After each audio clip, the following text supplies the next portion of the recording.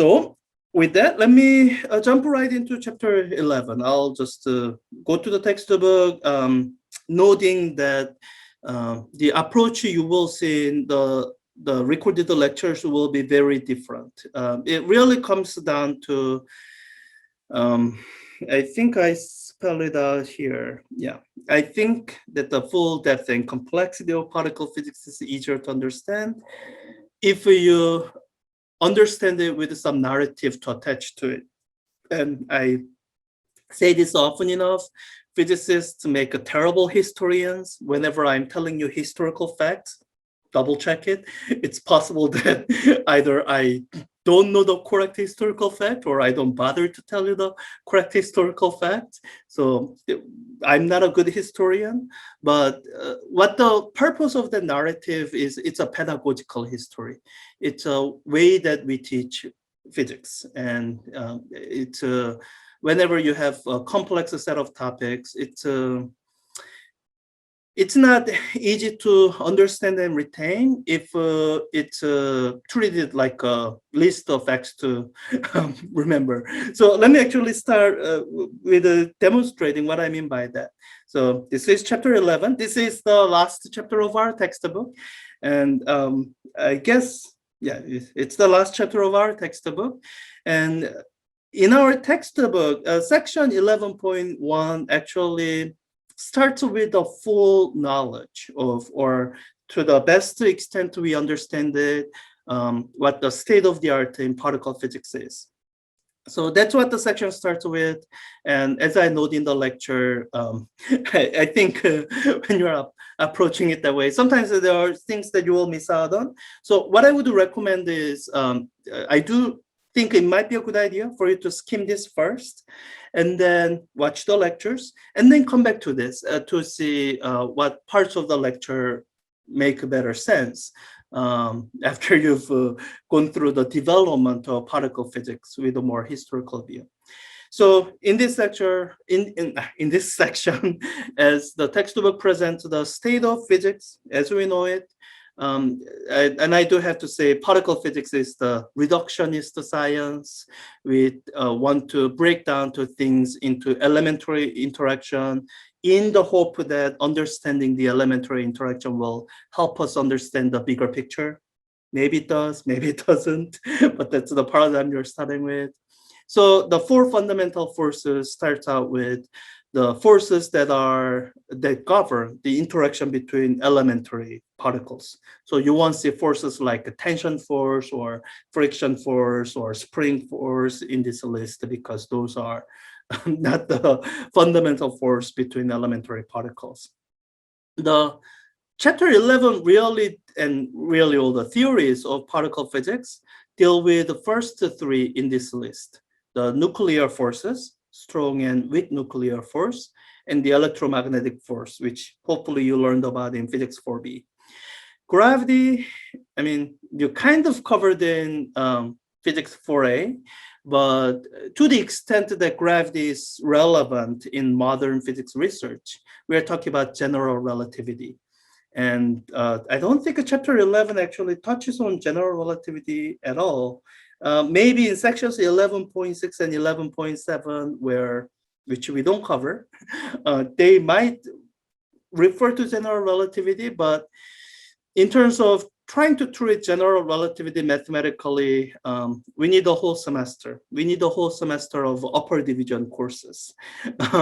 So in this class, we did touch on special relativity. And that's where we leave things at. General relativity involves notations, tensor algebra, and frank nonlinear differential equations, nonlinear partial differential equations, and we don't try to tackle it in a quantitative sense at all. Let's look in section 11.6 and 7 if your textbook attempts to cover it in a more qualitative way. But when we say particle physics, I do want to say that it's important that you understand that we are limiting ourselves to the first three of the four fundamental forces. So from the get-go, we are really not playing with the full deck, but It'll just have to be that way. That's the state of the art in particle physics, at least what we call standard model. So your textbook starts to write with a full listing of elementary particles, and I think this subsection is something we actually covered when we talked about exchange symmetry and the Pauli exclusion principle. We did that way back in, I think, chapter 7, chapter 8. So hopefully this is a reminder of something that you already know. I think I don't know why your textbook waited so long to mention this. I mean, there is a good reason to do it in an upper division class, because this the spin statistics theorem that describes the exchange symmetry and how it relates to the spin, it's proven in the context of quantum electrodynamics, relativistic quantum mechanics. But it's not like they're actually going to do it here. So. But anyways, so that's something you've seen before. Now this is something that is new, classification by force interactions. And so this is close to complete listing of elementary particles that we know. You might see some things that are familiar, like electron and neutrino, if you're reading the textbook in chapter 10. And I think the rest of the particles, other than the photon, you haven't seen before, which is why in the lecture, we'll take several lectures to build up each of these particles. Muon was, well, I guess we knew about neutrinos, or someone hypothesized neutrinos before muons. And then muon was the first of these unstable particles to be discovered. And these quarks, there's a whole long history attached to them. I think I recommended that you watch through the lectures, because I mean, what the textbook lists is fine. There are 3 generations of quarks, and they come in pairs, up and down, charm and strange, top and bottom. But I think just hearing that, it's not satisfactory. I mean, why do they come in 3 generations? Why do they come in pairs?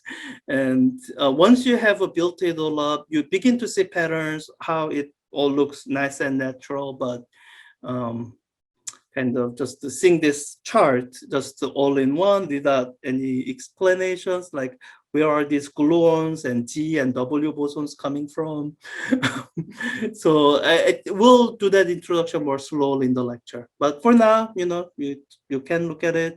And I said almost to all the elementary particles, this is missing the Higgs boson, which was, confirmed to exist in 2013, 2014. So Higgs boson, but Higgs boson, I guess, technically doesn't. So your textbook is right not to list it here because it's not a force mediator boson. And I think your textbook will mention Higgs boson in the context of section 11.5, the standard model. So it's 11.1, that's the state of the art in particle physics, particle and antiparticles. This is a good-ish intro. I don't think in lecture I go into more detail than that, other than to highlight the discovery of positron. There's an interesting historical detail to it, which you'll see in the lecture. Now, this table, I have some issues with. The lepton portion of the table is perfectly fine, nothing wrong there. And that's because, these are the elementary particles, and with the elementary particles, what they list here is perfectly fine. Particle, antiparticle, and particle, antiparticle. And with the neutrinos, there's a bit of a doubt on whether they could be their own antiparticle. If they are, then it's what we call a Majorana or Majorana particle. Or if they are not, like it's maybe indicated here, then it's a Dirac fermion. That's more of an active area of research. How they listed here is fine. Where this table runs into trouble is with the baryons and mesons. And it's because, there's a subtleties that they missed when they're putting together this list, that it really comes from the fact that these are not the elementary particles themselves. They are made up of quarks, and they are made up of quarks. So how they listed the proton and neutron is fine. Proton and neutron, they are the particles. and there is antiproton, and there is antineutron, and they are made up of net. So proton has quark composition of up, up, and one down quark. So the antiproton would have anti-up, anti-up, and anti-down quark, and down is different from anti-up. Where they get into trouble is, I think, listing the sigma particles, because sigma plus and sigma minus baryons, they are actually different baryons. You can look it up in particle data groups summary table. So if you go to their baryon listing, and let me try to scroll down to their sigma particle listing. Let's see here. Why is my...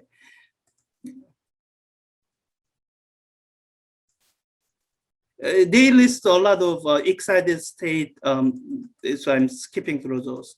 Delta, they are still none. Okay, I think I'm getting there. Okay, sigma. So there's the sigma plus baryon with the quark content of up, up, and strange, and sigma minus, it has a different quark content altogether.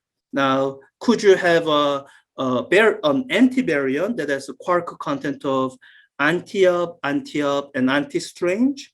Yes, that is possible. You just wouldn't call it sigma minus. It will be sigma plus, maybe overbar.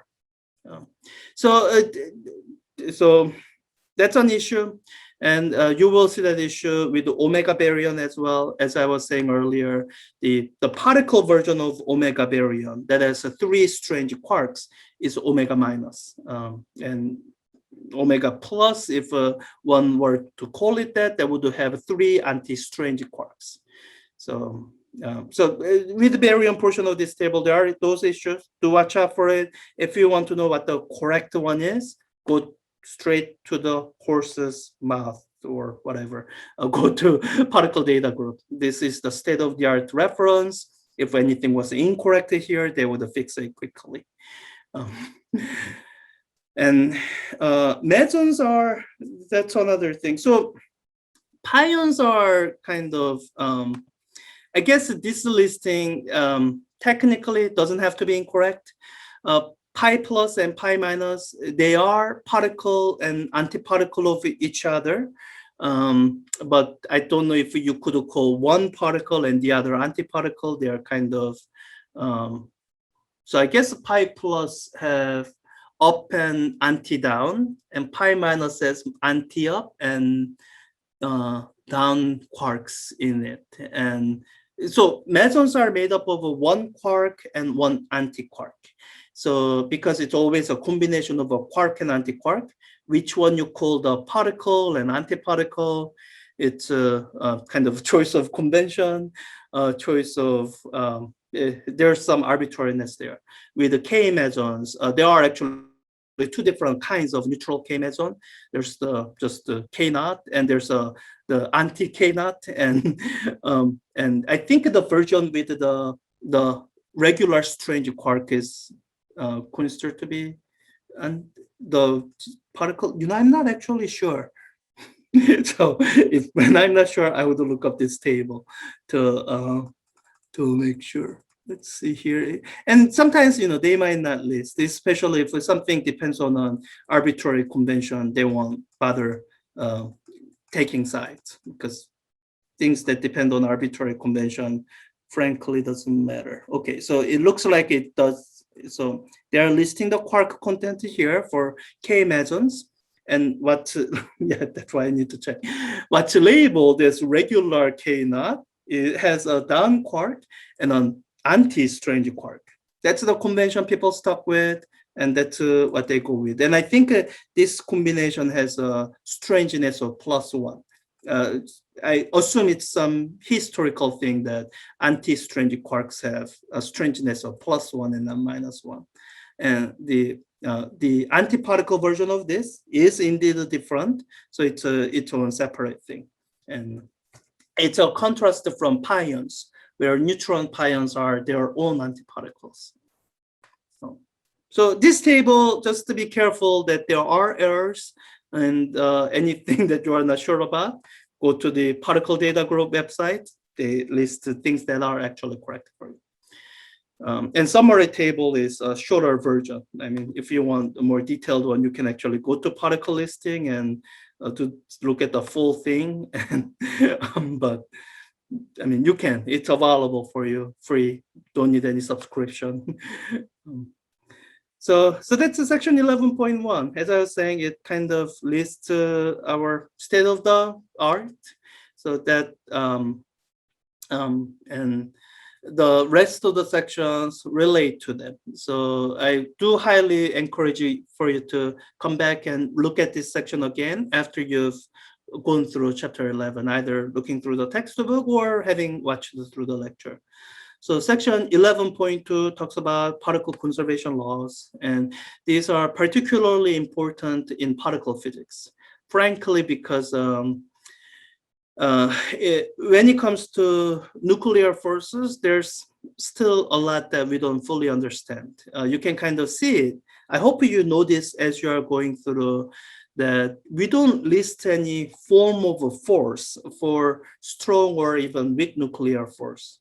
Weak nuclear force, we could actually do that, but for strong force, we definitely don't. And there's a reason for it. We don't actually know the actual form of a force. We have some approximate versions, and in the lecture, we talk about asymptotic freedom. There are regimes where you can treat strong nuclear force like a spring force, but it's all approximation. It's not, we don't have, something like inverse square law that we do have for electromagnetic force. So especially when you don't know a lot of physics, that's when conservation laws are important, because conservation laws are tied to symmetry that needs to be obeyed regardless of the details of the interaction, and enforcing the symmetry, enforcing conservation laws like this, it allows you to get a lot of mileage out of what little physics we do know. So there's baryon number conservation, and there's there should be a section for lepton number conservation. Those numbers are strictly conserved, they are never violated. And as I was talking about, there are places where you need a neutron in order to conserve neutron lepton number. And the lecture goes into more detail about the introduction of neutrino, why neutrinos are introduced beyond the lepton number conservation. So watch that. And your textbook doesn't do any real introduction of neutrinos. So I do encourage you to watch the lecture on beta decay, which is the context where we introduce the neutrinos. And where this section goes into particle physics proper, and not just the nuclear physics, is the conservation of what's called quark flavor. Strangeness is the first of these that's been identified. And flavor conservation is it's an approximate conservation. Let's see, yeah, it's an approximate conservation. I think it's here. Yeah, strange conservation is not absolute. And this is quite complete description. It is conserved in strong and electromagnetic interactions, but there are strangeness violating interaction. Those are the weak interactions. In fact, the beta decay that you have seen is an example of weak interaction. So strangeness is one of these approximately conserved quantities, and strangeness is associated with strange quark. And I guess after that, for the other three quarks, charm, bottom, and top, we don't. I mean, I think in the tables here we might say charmness and charmness and bottomness, but the convention is not as common, because I think once we introduce the quark model, then there's more of a paradigm there. So what we are really trying to conserve is the quark flavor, and quark flavors are conserved in the strong and electromagnetic interaction, but not in the weak interaction. And there will be So section 11.3 is getting to that. And these are the quarks, kind of the summary of it. You saw them already kind of in section 11.1. Here's a kind of first review. And yeah, it's listing all these. And I think all these compositions are fine. So again, note delta plus is not on antiparticle of delta minus. They simply have different quark composition. And if they had listed the sigma minus, it would have been down, down, strange. And with a Xi, there's no Xi plus. I guess if you got antiparticle of Xi minus, it would have positive charge, but don't know if people call it Xi plus. And omega minus, that is the, I do more of an introduction in the lecture. This is really the prediction and discovery of the omega baryon is a good piece of particle physics history to know. So I encourage you to watch the lecture. Yeah, so this is the proper overview of the quarks. And so what we listed up here are the baryons. They are made up of 3 quarks. And what we listed down here, what we listed down here are the mesons. So you saw them with the introduction of the pions. They are middleweight particles, and it turns out we can explain all the structure, all the different kinds of the mesons we see if we model them as being made up of a quark and antiquark combination. So here you can see that positive pion and negative pion are the, if you call one of them particle, then the other one would be antiparticle of the particle version. And neutral pion, the story is a little bit more complicated. It's kind of a superposition of these. It's the singlet configuration of these, and eta is its own thing.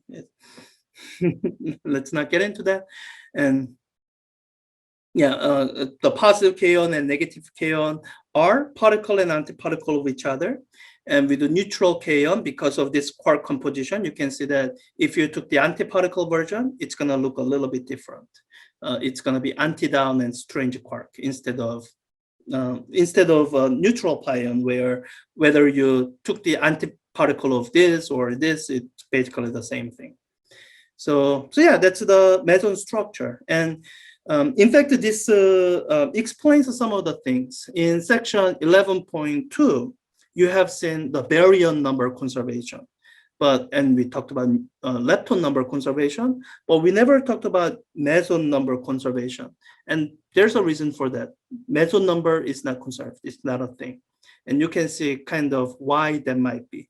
You can see that when quarks are produced in pairs, if they're producing quark-antiquark pair, you can easily form a new pion out of thin air. You can form pi plus and pi minus out of up and down quark and antiquarks, or you can just form like 2 neutral pions.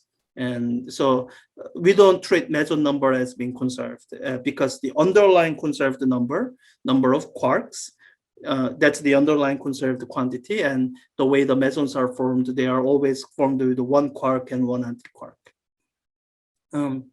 And your textbook goes into color and quark confinement. I do briefly mention in the lecture. I think I want to lecture a little bit more on that this week, or maybe next week, because we kind of have a free week. So do read about it in the textbook. I briefly looked at this description. I don't know how seriously I would take that.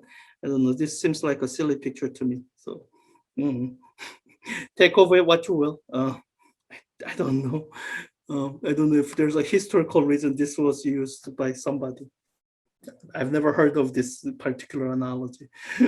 I have heard of quark confinement in terms of the spring-like interaction between quarks, and you will see that description in the lecture.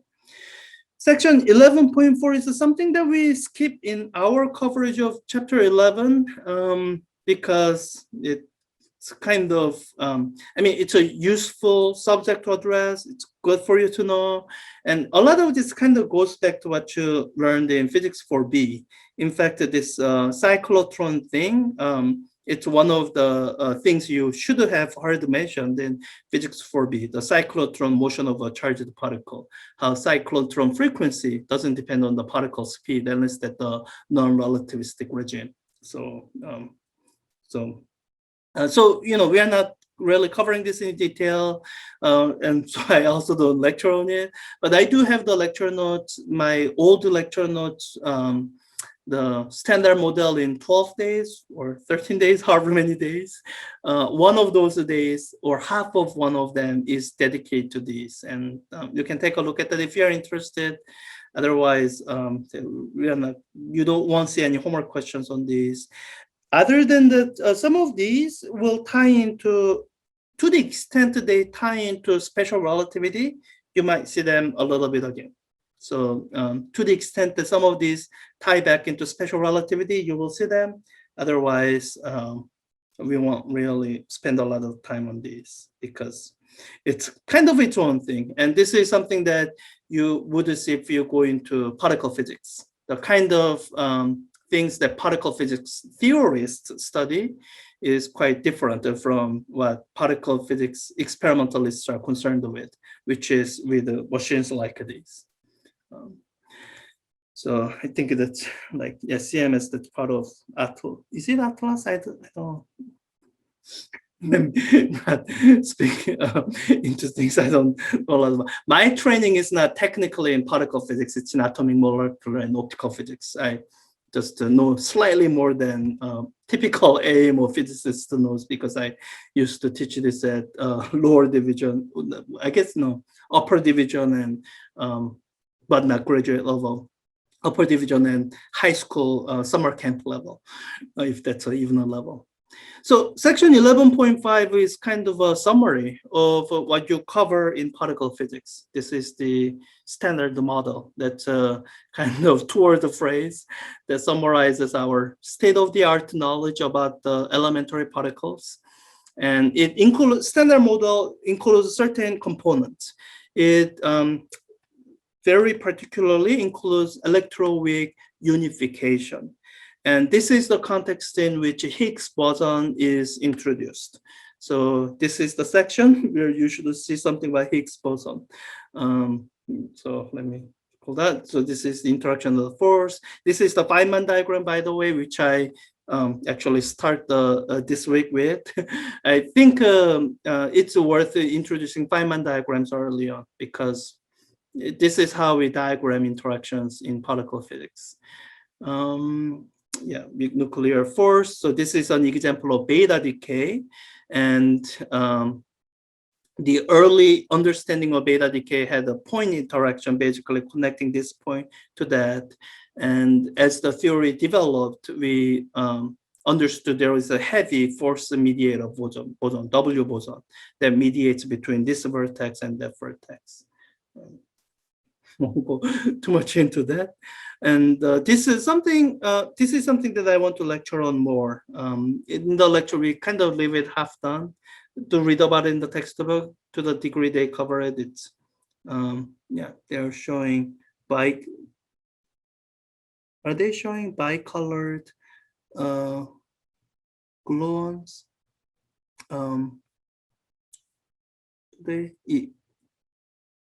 Oh yeah, bicolored gluons. Yeah, there's 8 of them. There should have been 8. Yeah, these 8 of them, and they shouldn't have described this as being white, because yeah, watch the lecture, please. It comes down to if the gluons are formed by color anti-color combination, you would have expected 9 combinations. 3 color combinations and 3 anti-color combinations. The reason there are 9 but 8 is because one particular combination of color anti-color would be what you could call in a color singlet configuration, color neutral configuration. That is what you would call white. So these 2 colors, they might be red anti-red and green anti-green, but shouldn't be called white because it's not color singlet configuration. But we'll address that later. in more detail. Unification theories, yeah. Oh, wait, how do they not mention Higgs boson? Um, okay, okay, they don't mention Higgs boson, but that's fine. I think we are fine where that's at. Um, I think if you are interested in Higgs boson, let me see if it's covered in one of the lecture notes. It might be the place where I kind of ran out. Yeah. So these set of lecture notes are not complete, and where I should be talking about spontaneous symmetry breaking could easily be the place where I kind of ran out of time and never finished the notes, and when it was never done, it's possible that I never really, yeah, okay.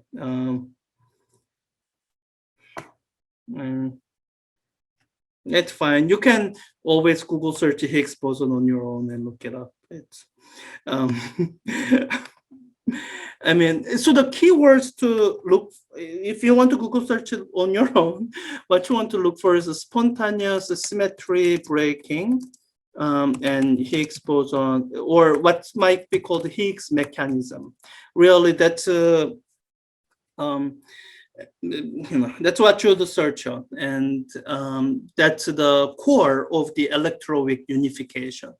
And I think at our level, it's fine kind of leaving it at just describing that there exists electroweak theory and not going deep into what that theory actually involves.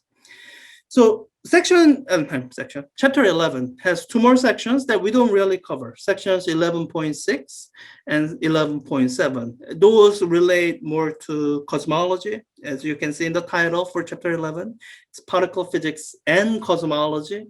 And we don't quite cover the cosmology portion of chapter 11. Do read it for your own edification. I do recommend that you look through it, but we won't really do it. Yeah, and all this stuff, this is the kind of, well, I guess it's technically not general relativity notation, the space-time metric. This could, well, if this was one, you could kind of think of this as something that you saw in special relativity. But the thing that makes general relativity is that this portion is general. And yeah, so I think what your textbook describes is good thing to read through so that you have some background knowledge. And yeah, these are derived from Einstein's general theory of relativity, which we don't cover at all in this class because it's way out of our range. And 11.7 is, yeah.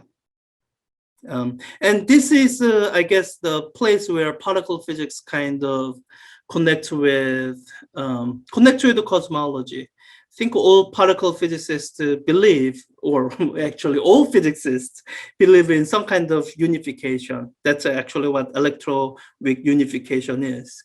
And these are describing the energy scales at which the unification would be manifest, as in at these energy scales, there wouldn't be a big difference between interaction mediated by a photon, electromagnetic force, and interaction mediated by W or G boson, a weak nuclear force.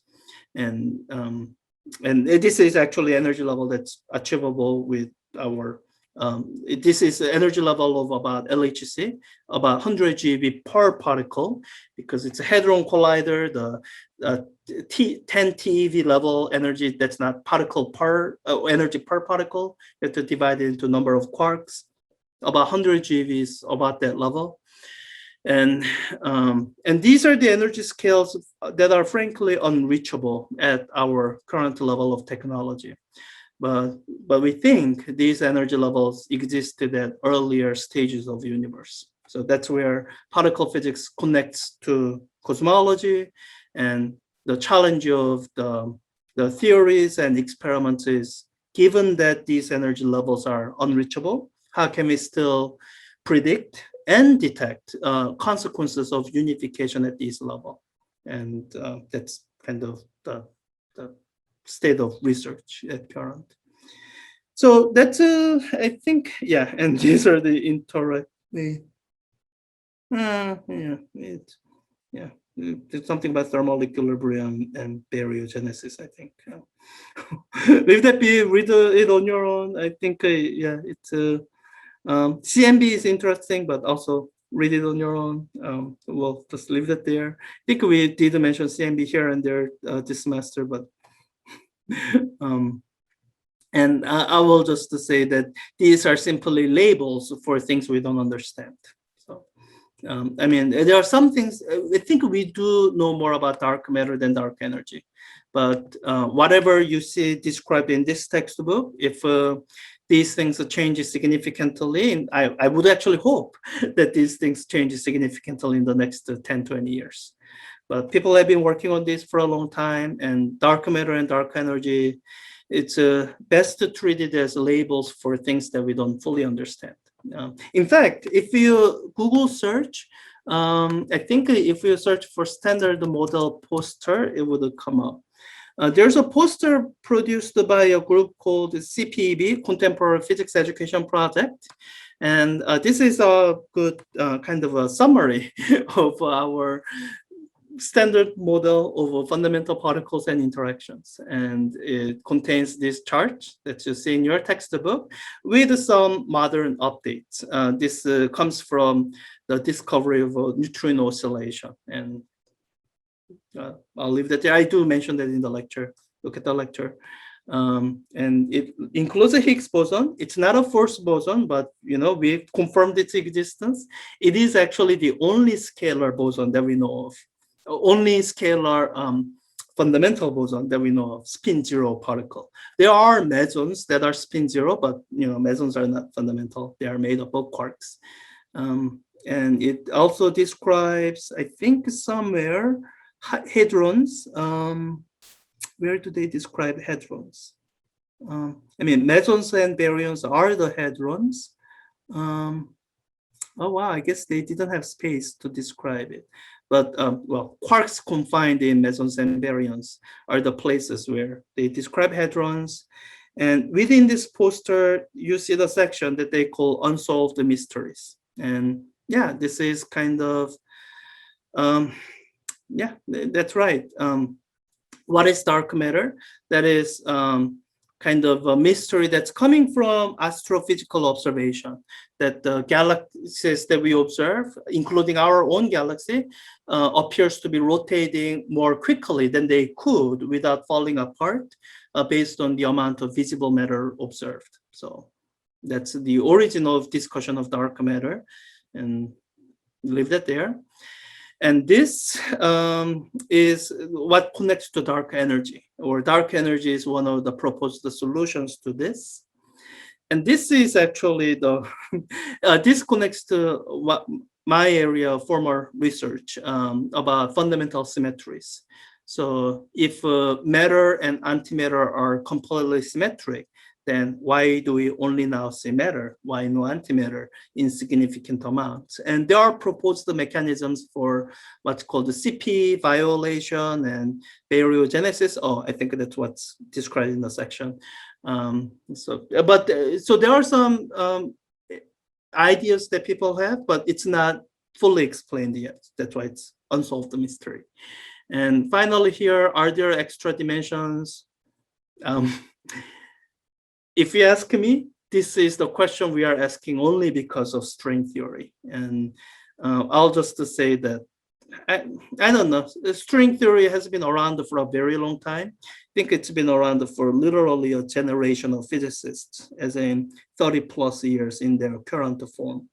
And I'll just say this much, that string theory has made no predictions that have been experimentally confirmed and could only be made with the string theory. So, I mean, but I'm not a string theorist, so maybe there are some, and I'm not also particle physics theorist, so maybe there are subtleties that I'm missing, but looking at it as an outsider looking in, a lot of times the string theory, you question if they are actually doing experimental science still, as in if they are still trying to make experimentally testable predictions. Because uh, yeah, I'll leave that there, and maybe with a Google search term, which is I think they call it I think a string theory landscape is the phrase. Yeah, so um, yeah, and so I think in the lectures, in the kind of ending portion of the lecture, I do talk about things that are unsatisfactory with the standard model, and why we believe standard model is not the final theory of physics, that we believe that there's a more complete theory of physics. And one of the complaints, or one of the reasons, one of the ugliness of the standard model is the number of free parameters. And string theory makes that problem orders of magnitude worse. I mean, yeah. So I'll leave that there.